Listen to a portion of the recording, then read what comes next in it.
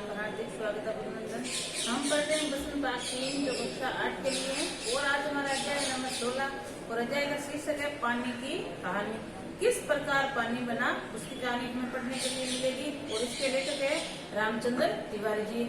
तो लेखक को देखो किस प्रकार ओश की बूंद मिलती है, कैसे वो अपनी कहानी बताती है और कौन उनके पूर्वज है, ये सारी घटनाक्रम हमें इसी पाठ में पढ़ने को मिलेगा। तो शुरू करते हैं आज का हमारा अध्याय पानी की कहानी। मैं आगे बढ़ा ही था, मतलब लेखक ये कह रहा है कि मैं आगे बढ़ा ही था तो क्या होता है, बेर की झाड़ी पर मोती सी एक बूंद मेरे हाथ पर आ पड़ी।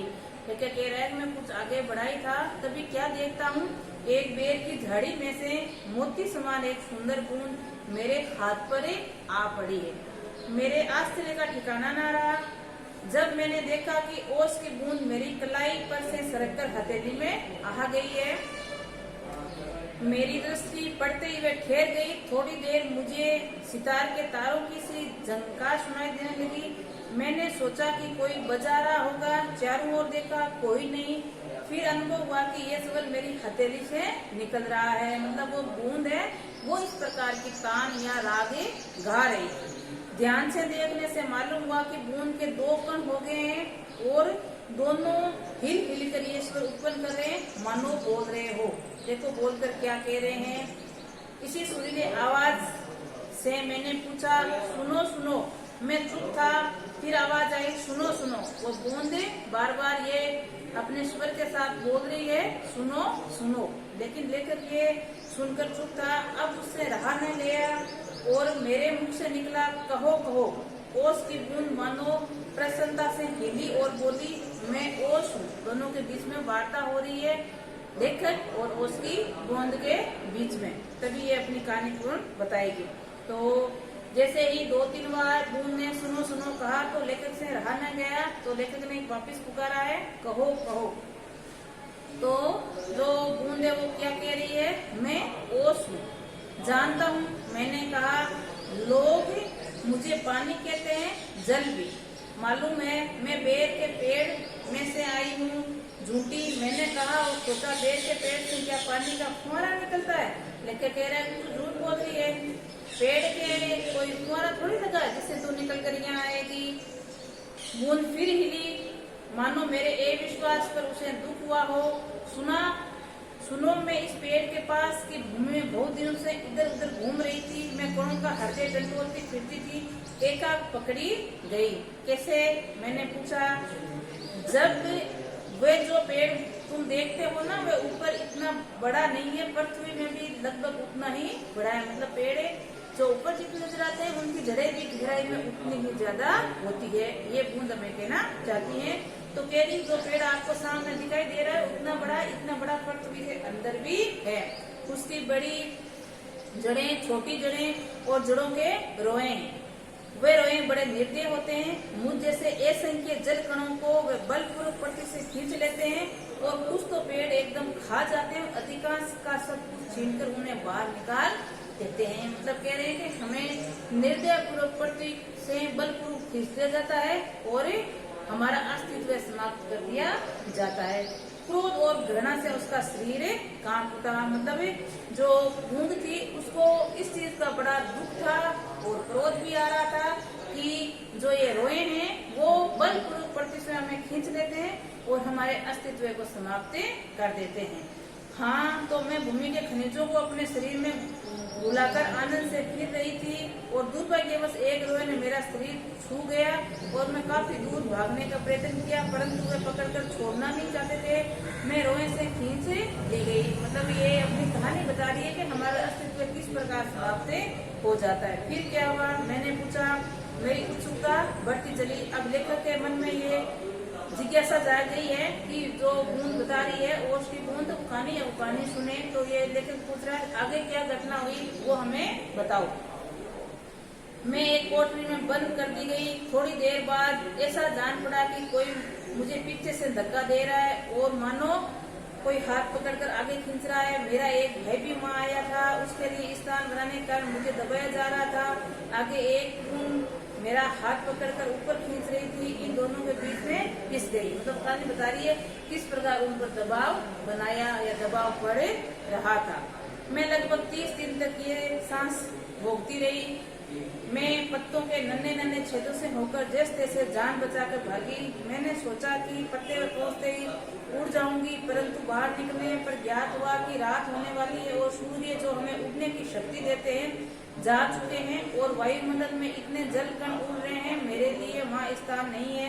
तो मैं अपने भाग्य पर भरोसा कर पत्तों पर सिमट कर पड़ी रही। आपने ओस उस पर देखी होगी, जब वो उस ओस पर सूर्य की किरणें पड़ती है तो वो बाक्स का रूप लेकर उड़ जाती है। तो यही ओस कह रही है कि मैंने जैसे तैसे पेड़ के तने से जान बचाकर पत्ते पर आई और पत्ते पर आते ही ऐसा लगा कि मैं उड़ जाऊंगी, लेकिन उस समय जब मैं आई तो रात होने वाली थी, ये रात हो चुकी थी। तो रात होने पर सूर्य अपने स्थान पर पहुंच गए थे और सूर्य न होने के कारण वो जो उड़ना चाह रही थी वो उनका कार्य पूर्ण नहीं हो रहा था। तो ये ओस की बूंद है, ये कहानी किसको बता रही है? लेखक। देखो आगे क्या बताती है। बाहर निकलने पर ज्ञात हुआ कि रात होने वाली है और सूर्य है वो हमें उड़ने की शक्ति देता है, वो जा चुका है और वायुमंडल में इतने जल कण पड़े हैं या उड़ रहे हैं, वहां पर उड़ने का मेरा कोई स्थान नहीं है। आगे तो मैं कह रहे पत्ते पर सिकुड़ कर रहेगी, जब मुझे तुम दिखे तो जान में जान आई और रक्षा पाने के लिए तुम्हारे हाथ में कूद पड़ी। बूंद कैसे लेकर के हाथ में आई, ये कहानी उसको बताई। इसे दुख का भावपूर्ण कहानी का मुझ पर बड़ा प्रभाव पड़ा। मैंने कहा जब हम तुम्हारे पास न हो तो पता तुम्हें कैसे छू सकेगा। अब ये कह रहा है, लेखक कह रहा है कि कोई नहीं, तुम्हारी कहानी मुझे अच्छी लगी, अब मैं तुम्हारे पास हूँ, तेरा कोई कुछ नहीं बिगाड़ सकता। भैया तुम्हें इसके लिए धन्यवाद।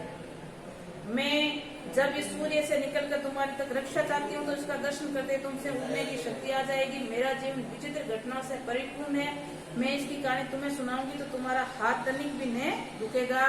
अब लेखक को कह रहा है कि सुबह होते ही मैं उड़ जाऊंगी, क्योंकि सूर्य किरणें पड़ने के कारण बाक्स का रूप लेकर ये उड़ जाती है। तो कह रही है कि मैं आपका हाथ ना दुखे, इसलिए मैं अपनी कहानी आपको सुनाती हूँ।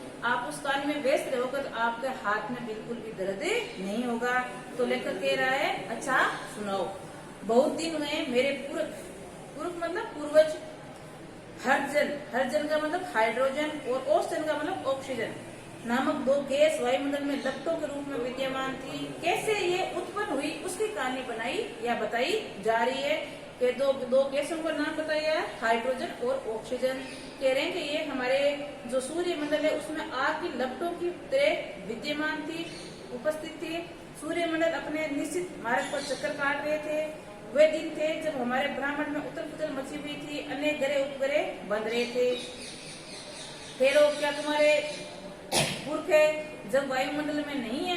ये वापिस लेकर बीच में प्रश्न कर रहा है, क्या तुम्हारे पुरुष जो भी वायुमंडल में नहीं है उनके वंशज अपनी बेहवे लपटों से अभी अपना मुख उज्जवल किए हुए हैं? हाँ, तो मेरे पुरख बड़ी पसंद आते हैं, सूर्य के धरातल पर नाचते रहते हैं। एक दिन की बात है कि दूर एक प्रचंड प्रकाश पिंड दिखाई पड़ा, उसकी आंखें चौंधियाने लगी। ये पिंड बड़ी तेजी से सूर्य की ओर बढ़ रहा था। जो पास आता गया तो उसका आकार बढ़ता गया और वह सूर्य के लाखों गुना बड़ा हो गया। ये सूर्य में से एक हिस्सा के टूटकर बिखर गया और उसी एक हिस्से का क्या कारण बताया है? पृथ्वी बढ़ना, या पृथ्वी का एक हिस्सा उसी टुकड़े में से टूटा हुआ है। ये सूर्य के लाखों गुना बड़ा था, उसकी महान आकर्षण शक्ति हमारे सूर्य काम उठा। ऐसा ज्ञात हुआ कि इस ग्रह रात से टकराकर हमारा सूर्य चूर्ण हो जाएगा। वैसे ही न हुआ, वे सूर्य के 600 मील दूर ही घूमता चला गया, परंतु उनकी भीषण आकर्षण शक्ति के कारण सूर्य के एक भाग टूटकर उसके पीछे चला। सूर्य के टूटा हुआ भाग इतना भारी खिंचाव संभाल नहीं सका और कई टुकड़े में टूट गया। उसी में से एक टुकड़ा हमारी पृथ्वी है। ये प्रारंभ में एक बड़ा आग का गोला थी। ये कहानी बता रही है पूरी अपनी किस प्रकार पृथ्वी बनी। सूर्य के पास में कहते हैं इर्द गिर्द एक उल्कापिंड घूम रहा था और उसी आकर्षण वेग लिया, तब इसके कारण सूर्य का एक छोटा सा टुकड़ा टूटकर अन्य खंडों में बिखर कर गिर गया और उसी में से टुकड़े में से एक क्या है? हमारी पृथ्वी, जो आज से कई करोड़ साल पहले एक आग का गोले के समान थी। ऐसा, परंतु उसने लपटों में तुम पानी कैसे बने? ये लेकर वापस प्रश्न कर रहा है कि वो तो आप तो बता रहे हो आग के गोले के समान थी, तो इस आग के गोले की लपटों में तुम पानी कैसे बने? मुझे ठीक पता नहीं है। हाँ यह सही है कि हमारा ग्रह ठंडा होता चला गया और मुझे याद है कि अरबों वर्ष पहले मैं हाइड्रोजन मतलब हाइड्रोजन ऑक्सीजन मतलब ऑक्सीजन के रासायनिक क्रिया के कारण उत्पन्न हुई हूँ। मुझे ठीक से तो पता नहीं है किस प्रकार ये आपका गोला ठंडा हो गया, लेकिन धीरे धीरे करोड़ों वर्षों बाद अरबों वर्षों बाद ये पृथ्वी ठंडी हो गई और उसमें से ही ऑक्सीजन और हाइड्रोजन के कारण ही इनकी रासायनिक क्रियाओं के कारण ही मैं उत्पन्न हुई हूँ। उन्होंने आपस में मिलकर अपना प्रत्येक अस्तित्व गंवा दिया और मुझे उत्पन्न किया। कहते हैं हाइड्रोजन और ऑक्सीजन H2O, आपने पानी का जब पढ़ा होगा, हाइड्रोजन और ऑक्सीजन दोनों मिलकर क्या बनाते हैं, जल। तो ये कह रही है कि पानी और हाइड्रोजन ने अपना अस्तित्व खोकर मेरा निर्माण किया है या मुझे बनाया है। मैं इस दिनों भाप के रूप में पृथ्वी के चारों ओर घूमती फिरती थी। इसके बाद न जाने क्या हुआ, जब मुझे होश आया तो मैंने अपने दो ठोस बर्फ के रूप में पाया गया। बर्फ के पानी का आपने 3 रूप देखे होंगे, ठोस, द्रव और गैसीय। तो उसी में से कह रही है कि मैंने एक अलग ही रूप और पाया जिसको हम क्या कहते हैं, ठोस बर्फ। मेरा शरीर पहले भाप रूप में था, अब अत्यंत छोटा हो गया था और वह पहले से कई 17वां भाग रह गया था। मैंने देखा कि चारों ओर ऐसन के साथी बर्फ में बने पड़े हैं। यहाँ तक दृष्टि जाती है, बर्फ के अतिरिक्त कुछ दिखाई नहीं पड़ता था। जिस समय हमारे ऊपर सूर्य की किरणें पड़ती वह सौंदर्य बिखर पड़ता। हमारे साथी कितने साथी ऐसे होंगे जो हमारी उत्सुकता के आंधी में ऊंचा उड़ने उछलने कूदने के लिए कमर कसते तैयार खड़े थे। मतलब हमें एक बर्फ के रूप में बंधे हुए थे और बर्फ कब पिघलती है, जब सूर्य की प्रखंड गर्मी ऊपर पड़ती है तब वो पिघलती है या एक पानी का रूप धारण करती है। कि तो जो हमारे जो साथी थे सभी उड़ने के लिए बेचैन थे। बड़े आनंद का समय आ रहा हवा, बड़े आनंद का कितने दिनों तक ही, कई लाखों वर्षों तक, कई लाख वर्ष तक, मतलब कह रहे हैं कि हमें कई वर्ष, लाख वर्ष लगे जब हमारा रूप पानी में परिवर्तन हुआ। हाँ चौंको नहीं, मेरे जीवन में 100-200 वर्ष दाल में नमक के समान भी नहीं है। मतलब मैं काफी साल पुरानी हूँ, 100-200 वर्ष तो हमारे लिए कुछ भी नहीं है। मैंने ऐसे दिल जीवी से वार्तालाप करते जाने अपने धन्य माना और ओस की बूंद मेरे प्रति श्रद्धा बढ़ चली। देखकर कह रहा है कि इतने पुराने या इतने वर्षों के जो दीर्घ जीवी थे उससे बातचीत करके मुझे बड़ा ही अच्छा लगा और मैं अपना आप को धन्य मानने लगा और जो ओस की बूंद थी उसके प्रति मेरी श्रद्धा बढ़ गई।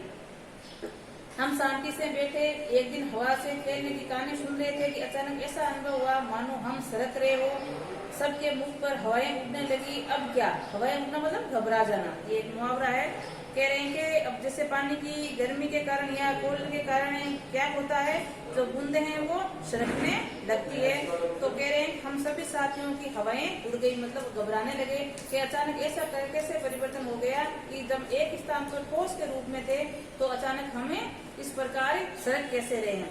इतने दिन आनंद से काटने के पश्चात अब दुख सहन करने का साहस हमें नहीं था। बहुत पता लगाने पर हमें ज्ञात हुआ कि हमारे भार से ही हमारे निचले वाले भाई दबकर पानी हो गए हैं। इसका शरीर ठोसपन को छोड़ चुका है, उस पर तरल शरीर पर हमें फिसलन कर रहे हैं। मतलब जो कुछ बर्फ थी वो पानी का रूप धारण कर लिया था या पानी बन गया था, इसलिए वो बहने लग गई थी। मैं कई माह समुद्र में इधर उधर घूमती रही। फिर एक दिन गर्म धारा से भेंट होगी और धारा से जलते अस्तित्व को ठंडक पहुंचाने के लिए हमने अपनी गर्मी शोकनी प्रारंभ कर दी और इससे फलस्वरूप में पिघल पड़ी और पानी बनकर समुद्र में मिल गई। तो ये बूंद किस प्रकार बनी, कौन इनके पूर्वज है, ये कहानी हमने पढ़ी है। आगे देखो इसका कुछ और वृत्तांत हमें देखने को मिलेगा, वो हम कल करेंगे और साथ में इसी पाठ के प्रश्न उत्तर भी। तो आज के लिए इतना ही, नमस्कार।